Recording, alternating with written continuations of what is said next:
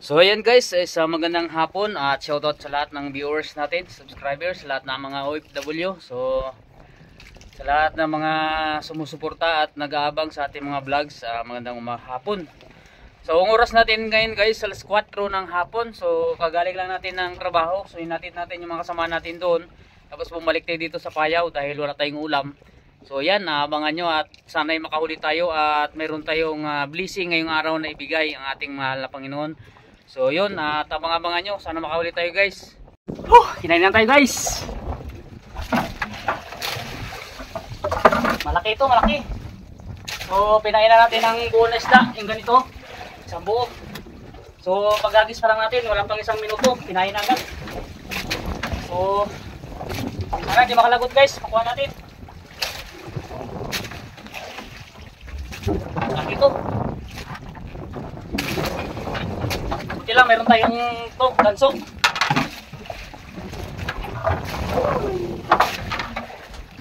Sana makuha natin guys, hindi makalagot. Sana hindi makalagot. Parang ang labo ng video natin. Yun, linaw na.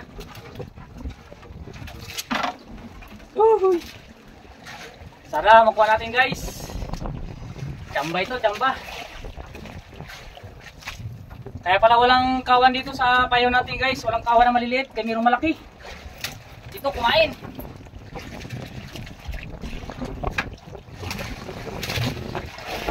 Dandanin lang natin kay maliit itong ating line. Yung 30 lang to. Uy, laki, badlon guys. Badlon. Oh. Gamba. Ay, tulingan guys, malaking tulingan. Laking tulingan, grabe. Kalaking tulingan. Oh, grabe sa pagkalaking tulingan guys. Ha! Kalaki.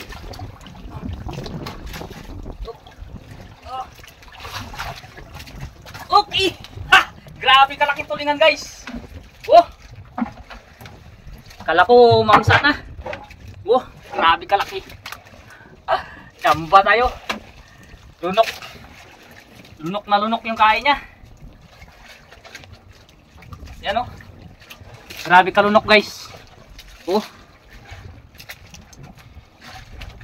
Oh, thank you Lord. Thank you. Kaya pala walang kawan na maliliit dyan sa ano guys, sa Payaw natin. Dahil binibira ng tulingan. So almost mga 2 kiloin ito, sobra. Oh. Mga sobra to 2 kilo guys. Grabe kalunok. So kala ko mamsa. Pala tulingan. Grabe kalaki oh. Oh! Thank you Lord. Bigyan tayo ng blessing. Hirap tanggalin yung kanyang ano. Kawil, ito sa loob talaga ng ano yan, lunok na lunok.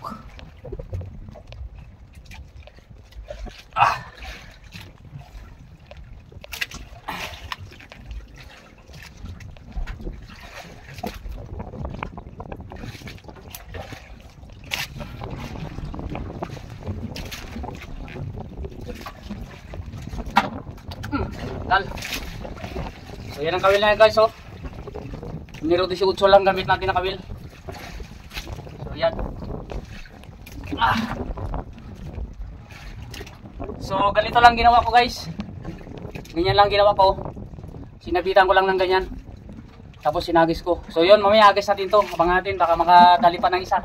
O makadagdag pa tayo. Balik na tayo sa Payaw guys. Dahil nagbitaw ako sa Payaw. Baka si pumulupot siya sa ilalim. Kaya nagbitaw ako.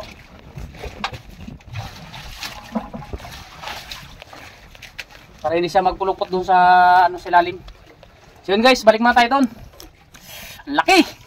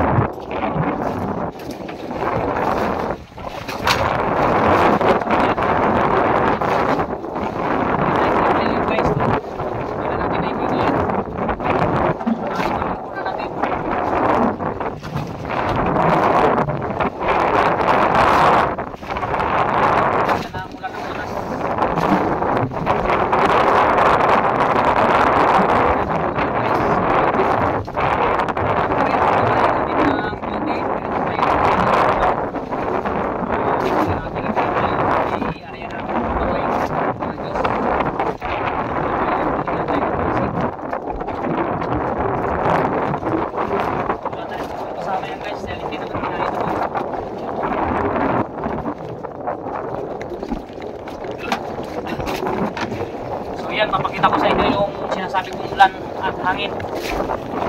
So ayan guys, oh, tingnan nyo. Grabe kaitim yan. Napakalakas na ulan yan. Tapos yan pa, oh, ay dyan tayo uwi. So yung ulan na yan na nakikita nyo na yan na may itim, ibig sabihin dito papunta. So may hangin yan na kasama ng malakas. So baka maabutan tayo dito, kaya amat-amat na tayong tatabi at pauwi na tayo. Para doon na lang, kahit doon tayo maabutan sa tabi, okay lang. Huwag lang dito sa gitna o sa laot. So ayan, uwi na tayo guys. So ayan guys, sakto lang na nakauwi tayo. So yan ang ulan.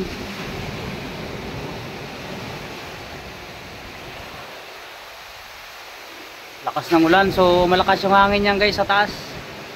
Dahil dito sa tabi, paangat yung hangin.